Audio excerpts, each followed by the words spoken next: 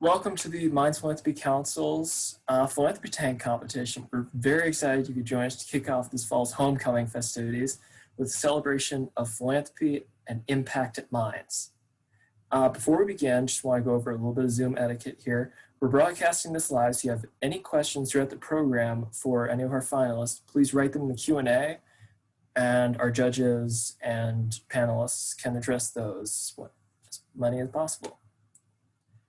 Now, for those of you who do not know me, my name is Ryan Fredrickson, and I'm the current president of the Mayans Philanthropy Council.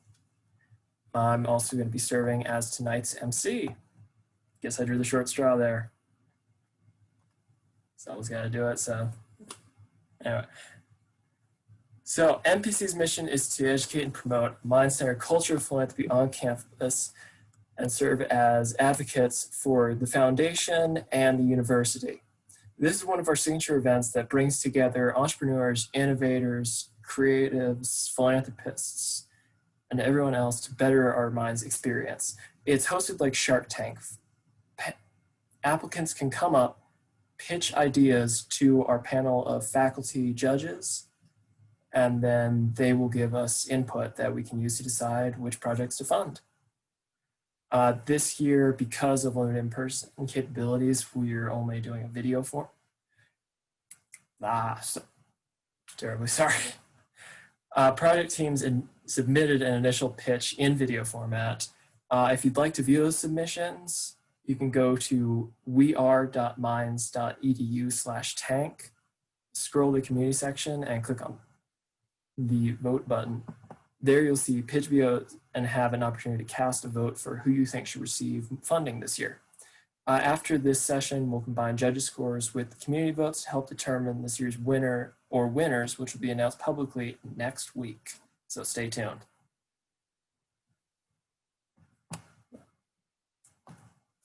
So without further ado, let's meet the 2020 Philanthropy Tank judging panel. Starting first with Holly Eklund. Holly is a teaching professor in the Department of Applied Mathematics and Statistics. She's been instructing math at Mayans since 2005 and is currently teaching differential equations. She lives in Golden with her husband and her dog, and like nearly all Coloradoans, is an outdoor enthusiast. At this point, her research interests focus on the scholarship, teaching, and learning. Holly, if you'd like to unmute and just say hi so everyone can see you. Hi, everybody. All right. Susan Fukushima is the general manager of Mayans Dining. She proudly leads a team that serves the Mayans campus and student community throughout the entire year. Susan, if you'd like to do the same. Hi, everyone. Good evening. Andrew Peterson, or Drew, is a teaching associate professor in the Division of Economics and Business at Mayans and is passionate in pursuing educating students beyond the classroom through hosted seminars and workshops, including his signature I Dig Money Personal Finance series. Hello, everybody.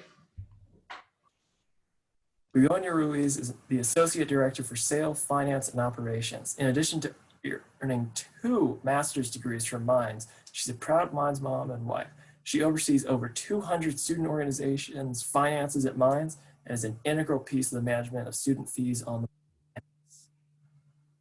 Hi, everyone. Thank you for having me. Mirna Macic is a teaching associate professor in the Engineering, Design, and Society Division at Mayans. Mirna primarily teaches engineering design, but is also faculty in the McBride Honors Program. Her formal education is in industrial technology, international political economy, project management, and leadership. Her active research agenda is about improving teaching and learning for engineers and applied scientists. In the classroom, Mirna strives to encourage students' intrinsic motivation to learn through modeling, authenticity, and teaching and learning. Hello, everyone. Thanks for having me. And last but not least, a teaching professor in the Department of Applied Mathematics and Statistics. He started at Mayans in 2002. Please welcome Terry Bridgman. Hi there. Thanks for having me on. Big thanks to all of our judges for taking this time out of their evening to be with us and for providing this unique lens for assessing each of these projects. So we're proud to announce 6 projects that advanced to this evening's live Q&A session with the judges. I believe how this is going to work is going to introduce, I'll introduce all the teams, and then we're going to go, then I'll have queue up one team, and they'll field questions from the judges. So, to announce these 6 projects which have advanced this evening's live Q&A. First is Shannon Cohen of the Mayans Greenhouse Senior Design Team. This capstone team has proposed the implementation of a full-scale greenhouse for the Mayans campus. They've requested $1,350 to build and install a tiny greenhouse which will produce fresh fruits and vegetables for the Mayans campus while enabling appropriate testing for the full-scale model. We also have Lainey Breckenridge of OSTEM. They're asking for $2,000 to start a new literature and arts journal on campus, which will be produced 4 times per year.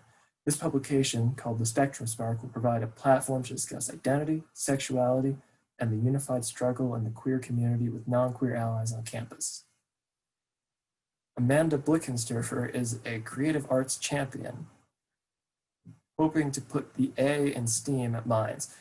With $1,000, she hopes to encourage artistically minded students on campus to submit their works of art to a project gallery where patrons can view and purchase the work. This initial $1,000 grant would help offset rental space costs for the gallery until commission from artwork can sustain the space and provide artwork stipends for years to come. Blue Key Honor Society, represented by Kat Tillman, has worked diligently over the past 2 school years to bring back the time-honored tradition of the prospective yearbook. Kat is requesting $2,500 to establish programs that will lead to long-term financial sustainability of publications that Oregon can honor their roots for years to come. Ethan Cranston of Project Provider is seeking $2,000 to help connect students with supplies and materials they need to complete personal building projects. This mini grant program will fuel innovation and design for up to 50 students throughout the year. And finally, Terrence Zhao, a member of the Woodworkers and Interior Design Engineers Club, is putting forth a proposal to build a series of Zen gardens on the Mayans campus, requesting up to $10,000 for materials and labor. Terrence envisions Zen spaces as a representation of cultural inclusiveness and peace, where individuals can meditate, relax, and practice mindfulness. Sorry, Ryan. It's only $2,050 for each Zen garden. So only $2,050. I'm sorry, I had that wrong in my notes. That's on me, guys. Thank you. Anyway, first we'll be hearing from Shannon Cohen.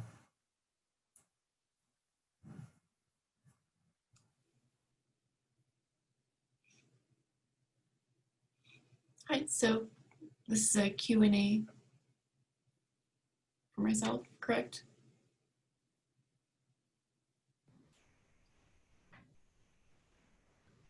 So Shannon, I had some questions about the greenhouse project. I was wondering who was going to care for the plants and who would receive the harvest. So with this prototype scale, the senior design team is going to be operating or maintaining the garden. We're looking to partner with Earthworks on campus or Mayans Green Team, which are sustainability clubs for the long term. But for at least the next year and a half, we have students from senior design who will be operating it. And then the produce with COVID conditions, probably between this semester and next, the harvest is going to go to the students within senior design, and then we're partnering with Fighting Hunger at Mayans for any extra produce, and they'll be passing it out to students and putting it into the Blasters basket, which is in the Student Center. Thank you. Do you worry at all about moving your greenhouse to Mayans Park? Right now it's in CTLM and the hydroponics is there. And I've seen it as I walked by and stopped and looked at it. And if you put it in Mayans Park, never gonna see it. Great, so those are 2 just kind of prototype towers that we purchased last semester with Green Fund funds, and those are going to be staying within CTLM until the full-scale facility is built. And I believe I can screen share, but I can show you just a couple images of this prototype, which is more of a geodesic dome, smaller scale. And it will have its own aeroponics tower in it. So that'll be the third one that the team has purchased, along with custom tiered hydroponic systems that the team is going to be building within the next semester. So the ones that are in CTLM will be staying.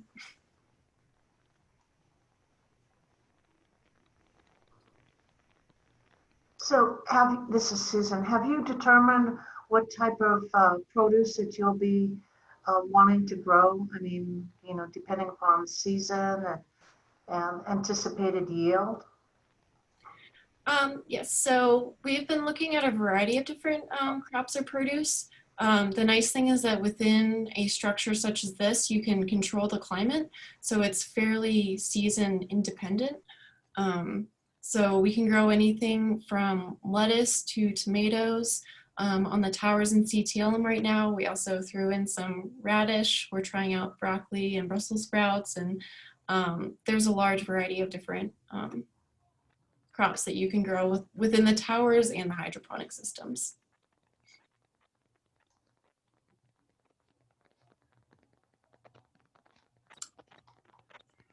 So have you designed the greenhouse to be replicable, or is this just kind of like this one time and you're going through testing and prototyping at this time?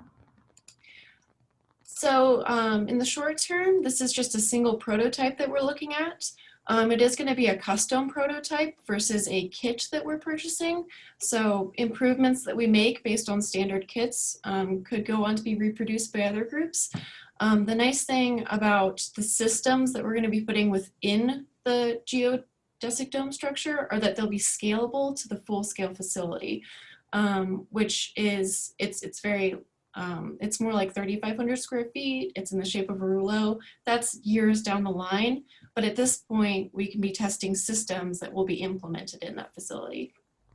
So what is specifically or unique to your design that is not available off the shelf? One of the featured components would definitely be the tiered hydroponic system. We are also looking at the incorporation of the aeroponics tower into the geodesic dome, where it's in the center, and we're connecting it to the geodesic dome structurally, so that you can have like a cage system around the tower, so you can grow things like tomatoes, things with a little bit more weight that can't hold their own weight in the air. Shannon, is the end goal of this greenhouse to produce or to do research? So of this prototype, it's the proof of concept for the full-scale facility. I definitely say one of the major benefits is that we're beginning to produce fruits and vegetables for campus, but it does not have the production yield of the full scale. But once you have let's say you have the full scale, you envision that as being a producing facility or a research facility where you can tweak the environmental conditions and test how things grow in different environments. Let's say for in situ resource utilization in some other places. So we actually have a research greenhouse on campus already. The full-scale facility is going to be for use by students, and it's going to be for production for the Mayans community.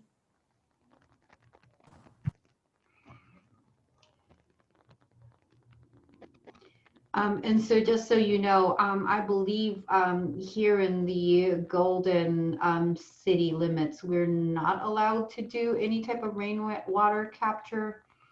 Don't quote me on that, but you have to look into all that. Yep, we actually, we met with Chris Kokalis and Robert Lee from the Office of Construction Design. Actually this afternoon, we were on site and they were looking at the feasibility of tapping into Mayans Park water and electric to supplement any solar that we're using for climate control over the winter for the electrical, but plumbing would tap into Mayans Park. Right, but the rainwater capture, have you for certain confirmed that that's allowable in the Golden City limits? We do not have that incorporated in our design because I believe from research the team has done, we are not allowed to Okay, all Okay. right. For some reason, it's mentioned here, so, okay.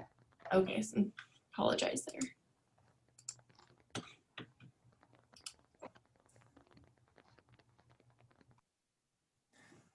Thank you for all of the very thoughtful questions. At this time, we'd like to move on to the next group, so that way each group can have the opportunity to field questions. There should be time at the end for any additional last minute ones if needed, if there's anything that you guys would like to address. So now we'll be moving on to Lainey Breckenridge of OSTEM. Hi, I'm Lainey. I'm here fielding questions for the Spectrum Spark, a literature and arts journal for the LGBTQ community and its allies on campus.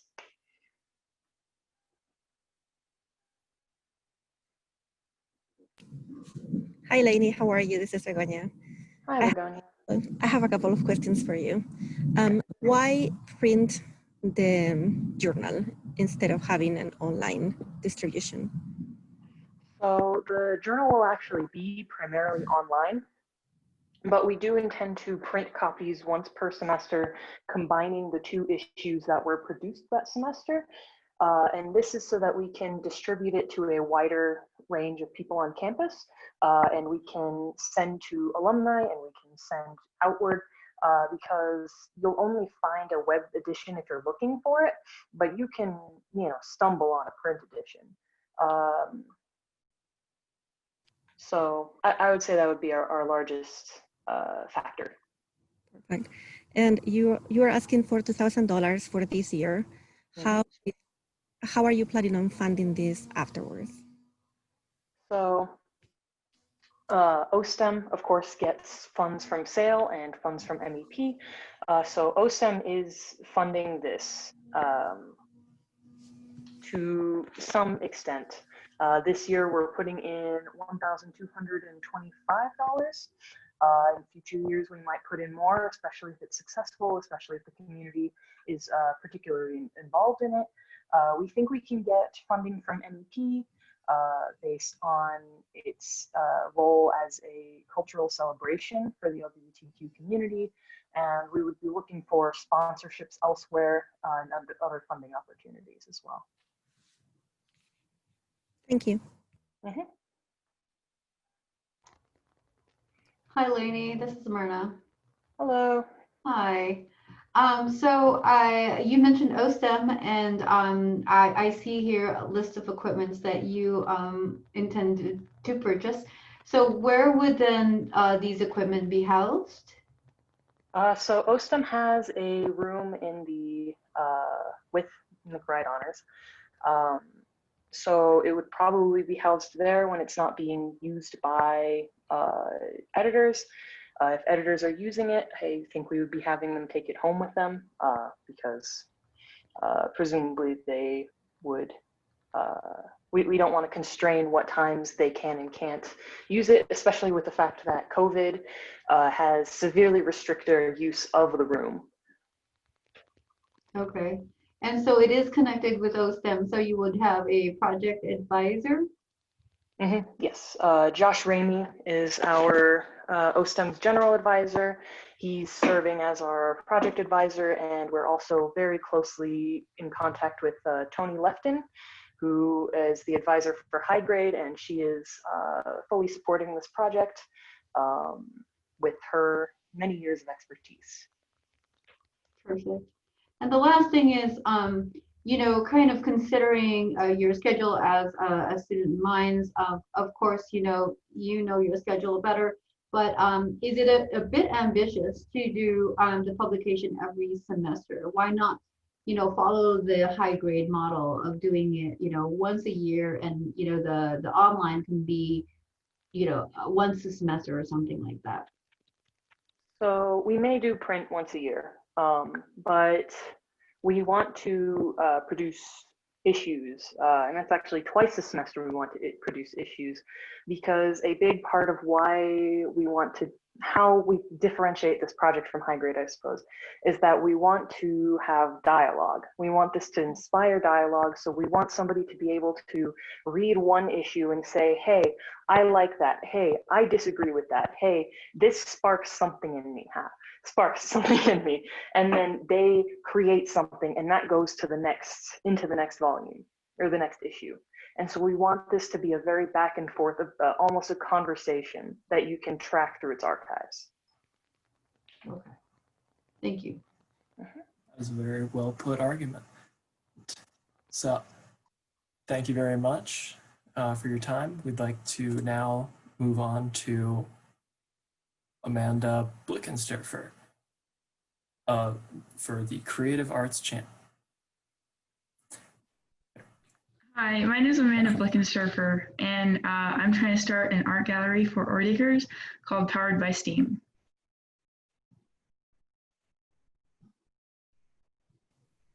Hi, Amanda, this is Begoña. Where is this space located where you want to have the art gallery?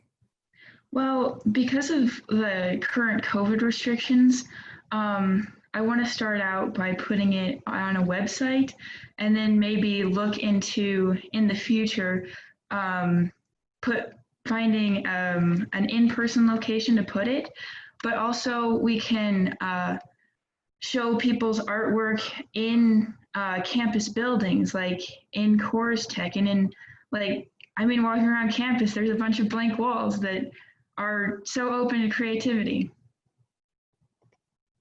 On your presentation, you talked about a scholarship tied to this, correct? Yes. Who will manage this scholarship and what will it be for? Yes. Well, just a little disclaimer. I recently found out that the requirements to start up a scholarship are a little bit bigger than what I had anticipated. So we're calling it an award instead, the Gladys Gilliland Award.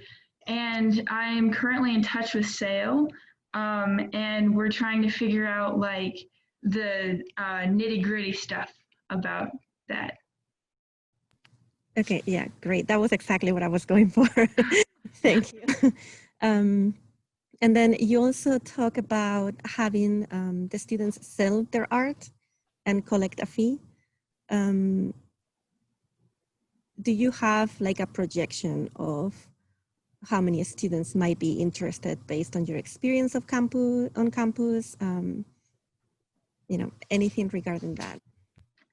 Yeah, so there's this really cool magazine here at Mayans called High Grade, and it's where like a bunch of really amazing artists can showcase their work, and it's really cool to see all their work like in a book. And there's also like the McBride Honors Program, and they do a lot of stuff with art too. And I think that the potential is really endless. So I think that there's a lot of people. I don't have like the exact numbers though. Thank you. Yeah, thank you. Hi, Amanda. I'm assuming the High Grade does kind of a judging of their, so they don't accept all artwork. Is this gallery also going to be curated in that sense? No. So the whole purpose of this art gallery is to be a platform of encouragement. And so the art gallery would accept all artwork submissions as long as they weren't explicit or profane. And I'm also working with SAIL to see like where to draw that line, because it's really arbitrary in the artistic world. But we would be accepting all submissions submitted by faculty, students, and staff. Cool. Thank you. Thank you. Amanda, this is really a pretty cool idea. So are there other students that are going to be involved in the collection, display, and sales of these pieces, or is it kind of an individual effort? Yeah, thanks for asking that question. So right now I'm sponsored by Evolve, and Torrin Johnson is supporting the project, as well as Jeffrey McIntyre with Create 48. But honestly, the support behind this project is endless. There's so many different people that could become involved, like the woodworking shop could make the frames, and the high grade and the McBride Honors Program could be involved, and like business clubs on campus could help out. And I mean, the possibilities are endless.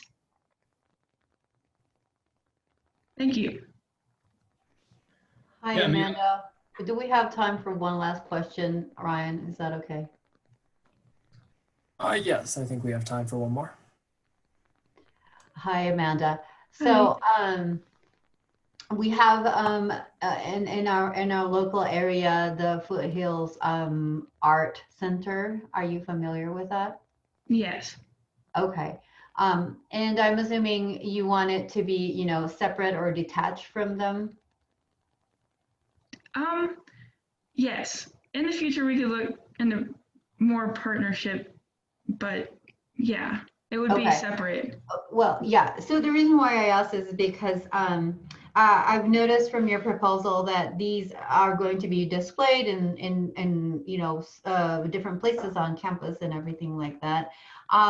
And talk to me about, you know, logistics, about maybe, you know, the how do I say, like the safety for the pieces, right? So that they're prevented from vandalism or something like that. Where would you put it exactly? So people, obviously we don't expect a lot of this, but we want to, for sure, for the artwork to be taken care of, right? Yes. We would, that is a great question, and I'll have to address that in my further research. I don't really have a good answer for it right now, but if we put it on a website, that kind of ensures their safety. Okay. Thank you for asking that question. I'm definitely gonna have to look into that. Okay. And that's why, you know, putting it in a secured place like the Foothills, of course, you know, that would Yeah. be. The only issue with that is that if we did that, then the gallery would themselves take a commission also. Oh yeah, yeah, most definitely. Yeah, but anyway, that's the whole idea behind a art center, right? So that it's a place that it's secure. So, yes. all right. Thank you. Of course. Thank you. So now we'd like to move over to Kat Tillman of the Blue Key Honor Society. She's here to talk to us about the Prospector yearbook. Hi everyone, I'm Kat. Yeah, so any questions about the Prospector, I would love to answer them. I guess I'm the one who always goes first with the questions. So, Kat, how are you? Good, how are you? I'm doing well, thank you. So I do have a few questions. So last year, the Prospector struggled to get funding, right? So all the funding came from, was it the Alumni Association that funded this fully? Yeah, so our first year was in 2019, and that was a generous alumni gift that covered all funds for the Prospector. The next year, we did struggle a little bit with funding, but we got funds from the Alumni Association, BSO, and then also we got some USG allocated funds. I also believe that we got funds from the community through like a crowdfunding campaign, and we ended up getting all the funds that we needed. And then this year, we have rollover from like last year we the yearbook. We also have allocated money from BSO and possibly BSM. And really, there's a couple of other sources of funding that we've had this year. So we're definitely learned a lot from last year and got more prepared this year, like this second time around. Okay, so I have a couple of questions. One is regarding the funding and how are you going to make it different and sustainable from now on? Mm-hmm. Yes. So basically what we're doing is now we're factoring in anything yearbook in our allocated requesting or like requests, which we didn't do previously before. And so that's a little bit of a sustainability. We're also looking at having parents or seniors purchase pages in the yearbook, which would allow them to have like personalized messages, which like the entire community for years to come can read and sort of participate in. We're also looking at having like community partnerships, like through our local businesses, having ads and things like that. We're also still working to try to get a small funding, like from student fees, to be directly used towards the yearbook from USG. We have proposed it a couple of times, and after the success of the yearbook, we're gaining traction in having that sustainability aspect of it. Okay, thank you. And my other question is, could you elaborate on the benefit to Mayans of providing free yearbooks? Yeah, so, you know, I didn't understand why we would provide them for free until really when I was handing them out. And it was a really awesome thing to see that every single senior, when they got the yearbook in the fall and in the spring, the first years that we did it, they all like opened them up and they just started looking through the yearbook and saw themselves, saw their friends. And providing for free for seniors gives every single senior that same opportunity to see themselves in the yearbook and see their friends and have a long-lasting memory while not really having price be an option. We also see it as keeping a long-standing Blue Key tradition and a memento for them to take on during their life so that they can look back and remember it. Also, our way of thanking people for, and all the seniors for everything that they've done the past 4 years and their contributions, and really recognizing them as a way to really show that like mine has changed because of what they've done. And so it's really a gift to them for the gifts that they all have given us. So yeah. And has Blue Key considered having this be an online yearbook that people can order for printing if needed, but everybody can get a free online copy of the yearbook, and then whoever chooses to can get a printed copy?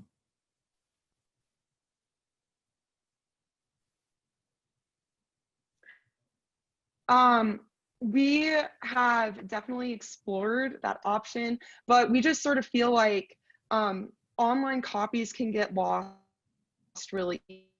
I mean, copy, but I feel like be easily and really want to try to keep this tradition reading, and so that's why we've released paper, but we have explored and are continuing to explore online free options. Thank you. Mm-hmm. Yeah, I would just second a lot of those points. I think you're looking at seed money, you know, a very small amount for this big idea.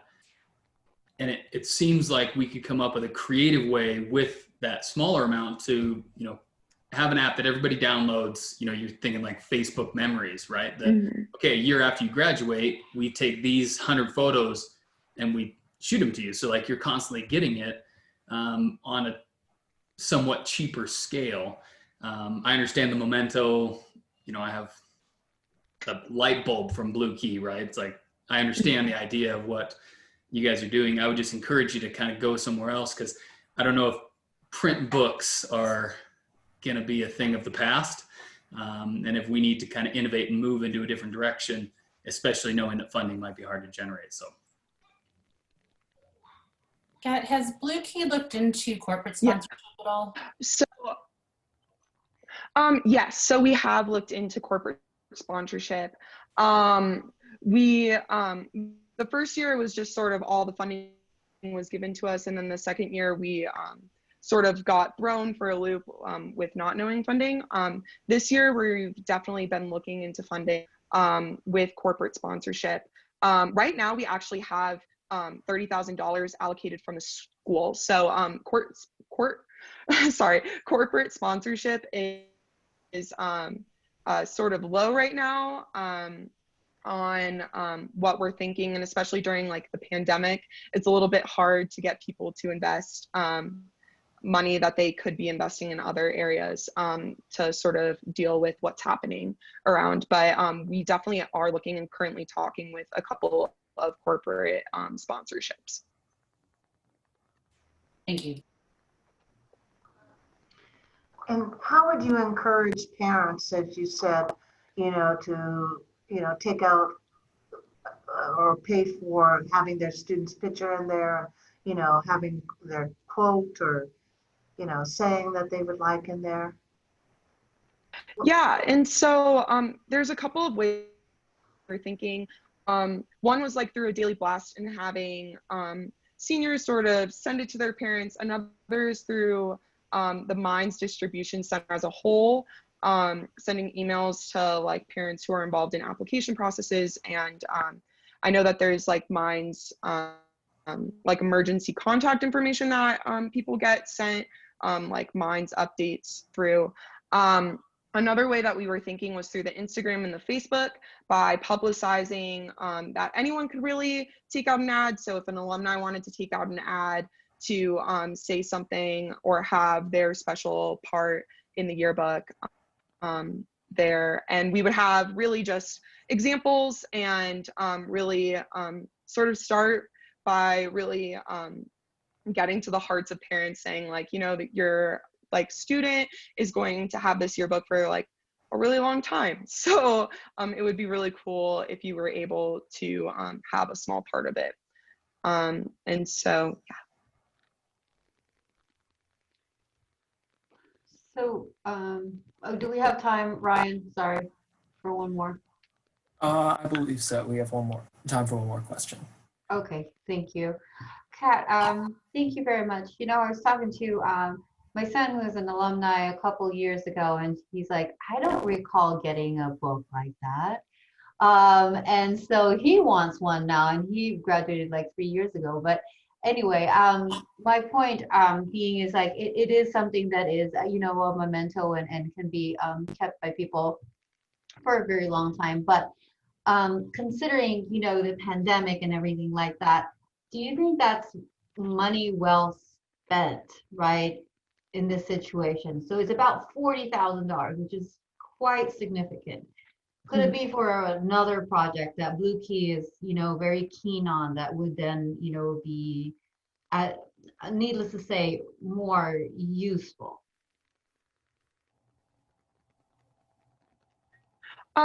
Yes. So $40,000 is a lot of money. And the thing that's been really cool sort of seeing on the Instagram and being on Mayans campus is how Mayans students are able to really just, I don't know, they're just able to adapt, and they're able to find new ways and engineer new ways to find ways to keep spirit, have fun, and support clubs and organizations. And so the yearbook would be celebrating everything that people have done for this entire year. And so it might seem like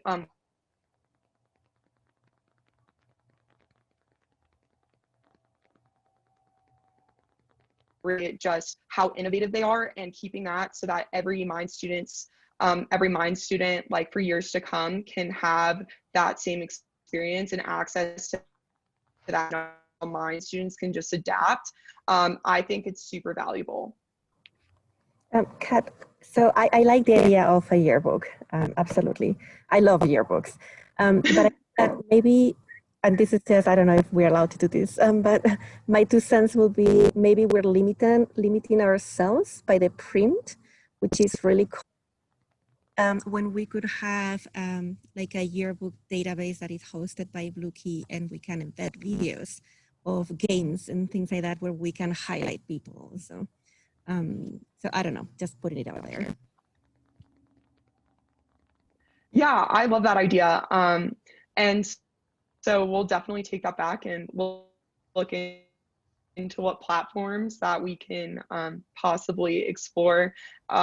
We just don't know if any platforms like that sort of have the yearbook feel online. We haven't really been able to find any. So, but thank you.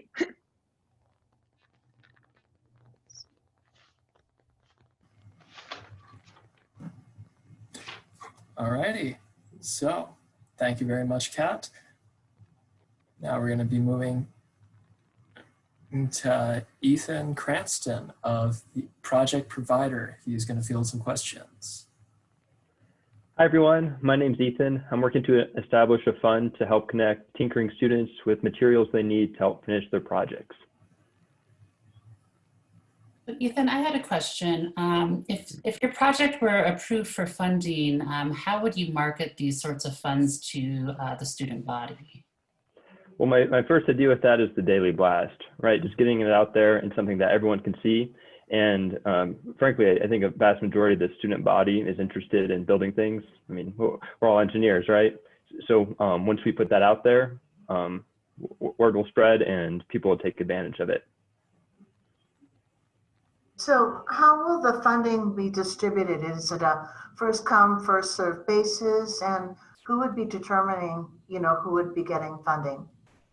Yeah, so to answer the second part of that question, if funding was approved, I'd like to speak with either shop managers or the Maker Society to see if we can associate those funds with either the society or that professor to make sure they're distributed fairly. And then as far as who gets the funds, it would be first come, first serve. But keep in mind, there would be about a $50 limit on the funds you could take to make that last longer. So how is this different from Maker Society? Well, Maker Society, it's really a great program. You go in, they have a lot of basic electronic equipment, LEDs, wires, soldering equipment. But when you work on a tinkering project, a lot of times you need a little bit more, maybe a little LCD screen, maybe a special size of aluminum to mill out. And those just a lot of times aren't stock materials that are available in places like the Makerspace. So this is just to fill in a little, some of the little gaps that aren't available in places like that. Piggybacking on that question, why not just, give more funds to, like, say, the Makers Society? Why does it have to be a whole new entity? I mean, you can easily be part of the Maker Society and, be a leg on these impromptu project needs, right? Yeah, and I think the Maker Society does a great job providing those basic materials, but this is a way to give students the opportunity to request exactly what they need. The Maker Society can do a great job predicting what people might want, but unless there's an exact application process where you say, I need this part to finish this project, it might not be available. And how would that be different with yours, Ethan? Because, like you say, these are things that are like maybe not off the shelf, right? Maybe not something in stock. So how would you infer, like the things that are needed? Yeah, good question. So what's different about that is students would have to put in a request for the parts. So these aren't publicly available, or I guess they are publicly available, but you have to specifically request it. It's funds set aside for student requests. So Ethan, is $50 enough, or is that just kind of small change for student projects and the needs that you've encountered? I mean, of course, it depends on the project. Some projects, I mean, they can get really expensive, but for the vast majority of projects, you're looking at things like RC transmitters, stepper motors, things like that, and $50 will cover a vast majority of that. And then my second question is, this sounds like it might be a one-time thing. Is there any kind of thoughts about how ongoing, if this is a hit, which a lot of times free money is a hit, so how it would go forward beyond once you run out of the 2,000? Yeah, awesome question. So how I'm looking at this is kind of a proof of concept, right? To show that the need is there, that people actually want this service. And so we can use this initial $2,000 to get a good amount of projects, and then we can go forward and say, oh, look at all these great projects that students have made. Look what they're doing with this money, and then talk with SAIL or other sponsors, maybe student fees, to see if this is something that should be implemented permanently. Thank you. So This is like the start of a new organization that is needing seed money then. Like I said earlier, I think it might be more efficient to tie it to already existing organization, but this would be just a new branch, maybe a new way to fill some of those holes. Ethan, what gave you this idea? Well, it's my own tinkering. You know, I'm always working on projects, and unfortunately, a lot of times that extra $50 can make or break whether I'm going to pursue a project. And I think being able to foster that spirit and not having that financial burden in the way would help quite a few students.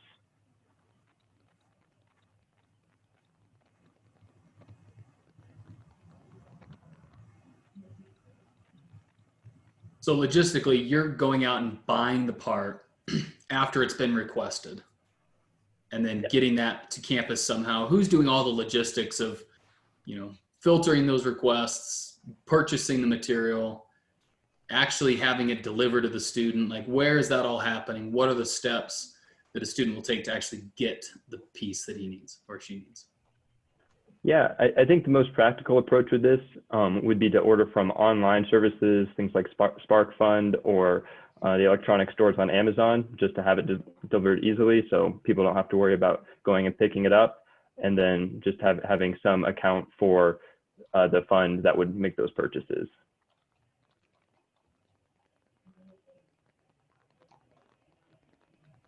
And I have one last question. Are you familiar with any of the current policies for purchasing for mines? Have you looked into what you will need to do to provide that service? It's something I definitely have to look into more.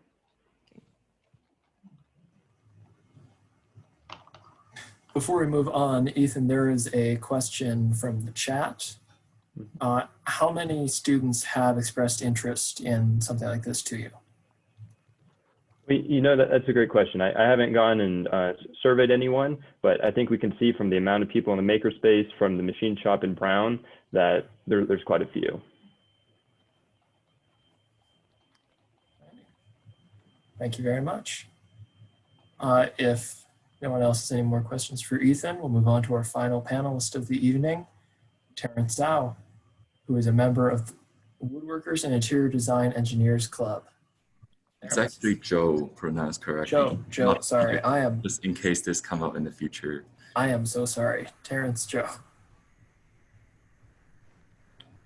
Terrence, what would the dimension of one of these gardens be approximately? 10 by 10, discussed with Chris and also President Johnson, because I did pitch this to President Johnson beforewards, and he approved us building in 3 different locations, and it'll be a small application. So thank you, Holly. Will there be any water features or need for electricity or anything like that? There won't be any maintenance issue-wise, because this will be a permanent feature, and it's basically just rocks, and yeah. Are these locations covered? Are they indoors, exposed to the elements? What is? They are mostly outdoors. So one of them is in the treads, and going back to the background of creating Zen Garden is that we want to reduce the stress level of students on campus and give them a space to like think and expand their mind to creative objects. So it will be built in trad and also be built in spruce and also behind MEP program, where 2 places are more public and 1 place more private.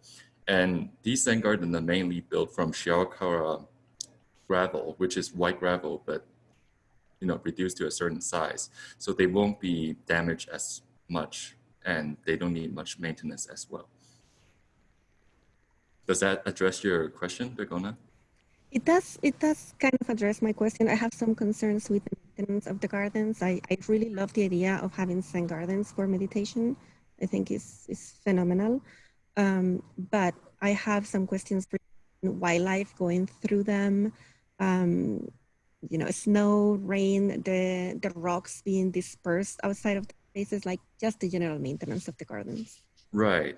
That's totally reasonable. And that's what I included in the original plan is that we as the woodworking club, we will maintain the garden when it snows, but yet most of the time these gardens, since I'm a civil engineering student and I'm putting my skill to build this, and I've been building this for a year, usually under the Zen garden, there'll be proper drainage for the snow to be gone. And even the snow is on top of it, you know, it's a feature because the stark contrast of black and white, it is creating a visually impactful art for students to see everywhere on campus and to reduce their stress. And on top of such, the rock question you're concerned about, it's totally reasonable to concern about that, yet we will build a surface layer that would cover the surface of the sandy white gravel so that they won't spill out after the design.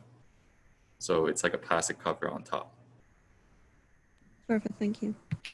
So that plastic cover that you're kind of talking about, Begonia mentioned wildlife. I mean, what if a cat ran through there? Would that disturb the rocks? No, unless the cat can move 2 tons. Well, some of the rocks look small, that's why. Yeah, we will only exclusively use rocks that are about like a ton or 2, and at least they are talking about 800 pounds or above. So that's in the rocks in the, do you mean, Miss Fukushima, do you mean it's in the white gravel rocks or the large black rocks? Which rocks are you describing? Well, I mean, like Begonia said, if wildlife were to go through there, you know, will it disturb the garden? Or, you know, the white rocks look fairly small, that Right. would those be disturbed by animals, critters? No, because as I addressed, the plastic cover would be applied. It's basically a vinyl, so it's hard, and you know, I believe unless there is someone intentionally lifted up, wildlife shouldn't be an issue. Does that address your question? Yes, thank you. Thank you. Terrence, if you're approved for funding, what's the time frame? Like, how long does it take to build one of these gardens? These usually take about a month to 2 months to build. And Chris and President Johnson, we talked in this in person, and we are probably going to build this in spring when the snow is gone. And for the plastic covers and everything, it will be basically put on top and designed really fast. So it will be about from 1 month to 2 months, 2 months or max. Does that address your question? Yes, thank you. Thank you. I have a last question. You talked about cultural inclusivity. How are you planning on doing anything paired to the gardens? Any kind of like posting or anything that explains the history of the gardens or the background or anything that actually ties the garden to the inclusivity piece? Very good question, Begona. There will be a post exposing and talking about the little bit history of Zen Garden and how you could use it. And also we are connecting with mindfulness at Minds because we don't have a dedicated meditation space on campus, and students' mental health are in risk. And also their suicidal rates, it's pretty high on our campus. So we just want to have a place dedicated for meditation and also let students to use that as well for preventing tragedy happening. And yep, does that address your question? There'll be medication classes, basically. It does, thank you.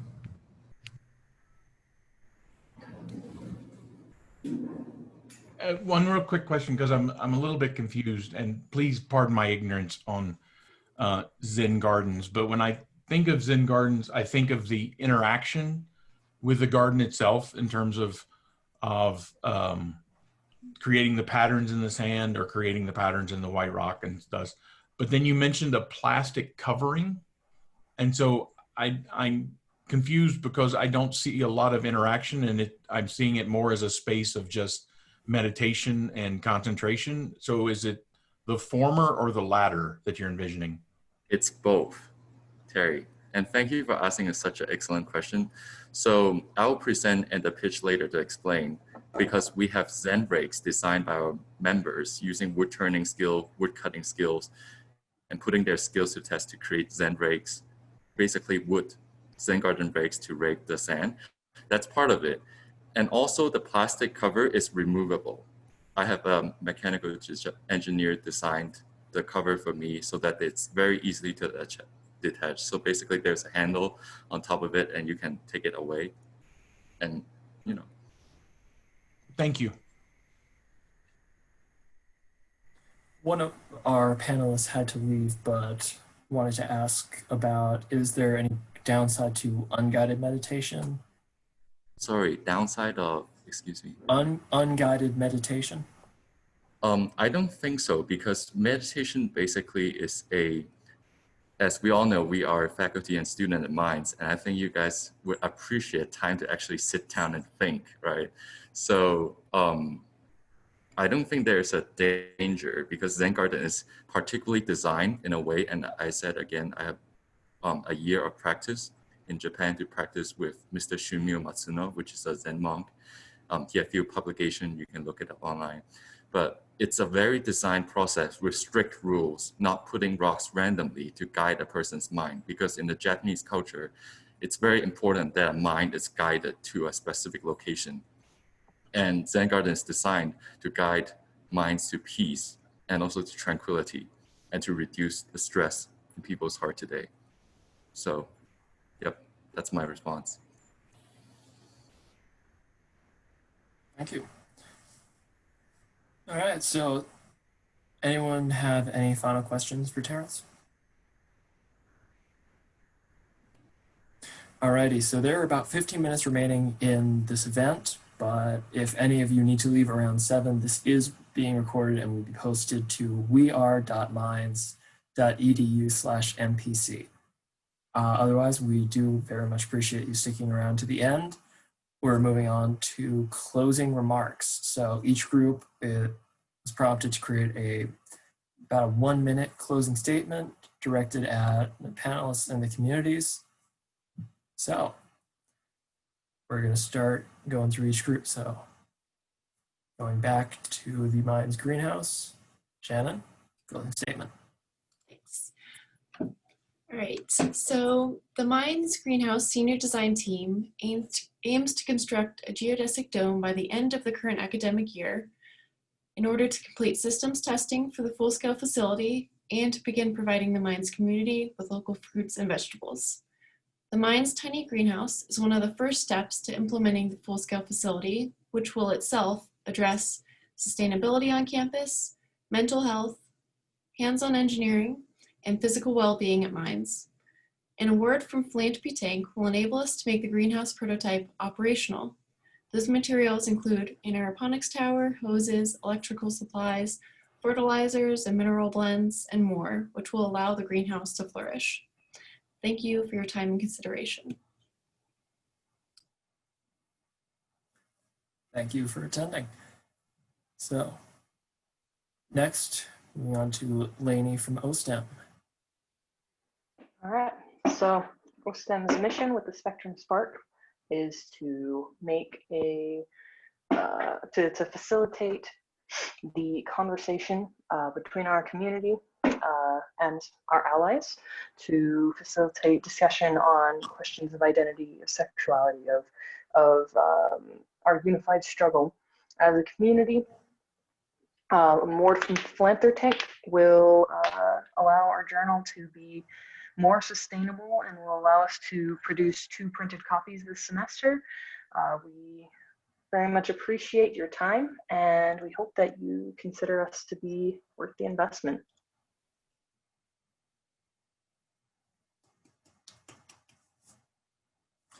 Thank you. Amanda? Hello again. So I recently emailed the Acts of Random Kindness group here on campus, and they're actually going to sponsor my project a little bit. So I'm going to reduce my asking price to $550. But my closing statement is that creativity in engineering is very important. And I personally don't think that Mayans supports that a lot. And I really want to create an opportunity and a platform for young artists and young engineers to showcase their abilities. Thank you.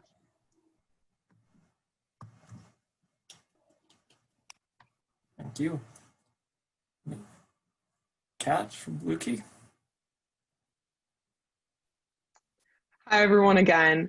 Mayans Blue Key is really excited about the continued revival of the school yearbook and hope you find the project equally worthy of an investment.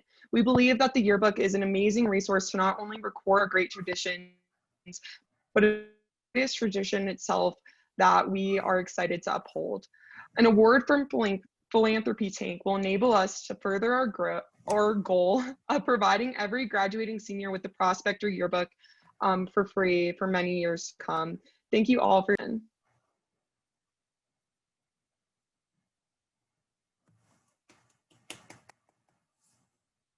Thank you. Ethan? Hello. With the Philanthropy Tank support, Project Provider will help to connect tinkering students with the materials they need. While I'm grateful to attend the School of Mines that with such great resources, Project Provider will help fill some of those remaining holes. Thank you. All right. Last but certainly not least, Terrence, your closing statement.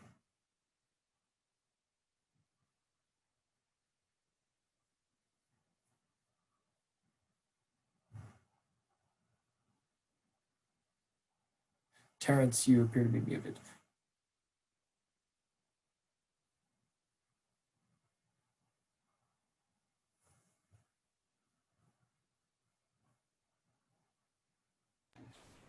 Sorry.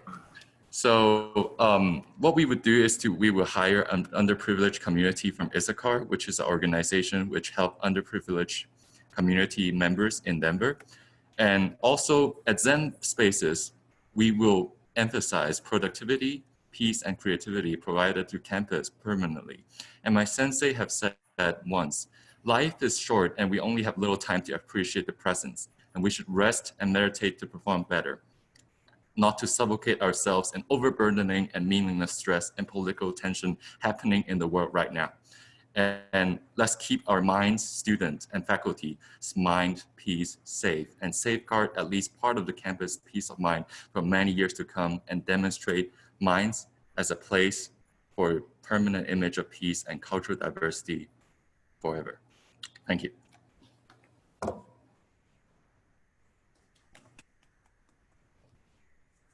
Alrighty. Well, thank you to everyone who's come here to present their projects tonight.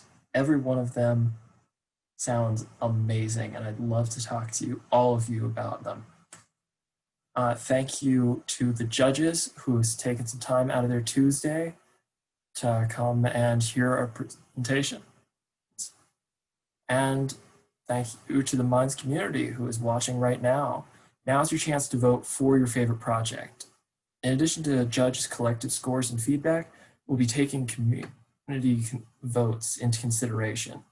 Every person can submit one at wearemines.edu/tank, and you can forward the link to your friends and family. We'll be announcing the winners next week on social media. You can search on Instagram or Facebook for the Mines Philanthropy Council, and you can also check back on the website to see who wins funding. Now, thank you very much. Thank you. Thanks, Ryan. Nice job, applicants. Good night. Good job, everybody.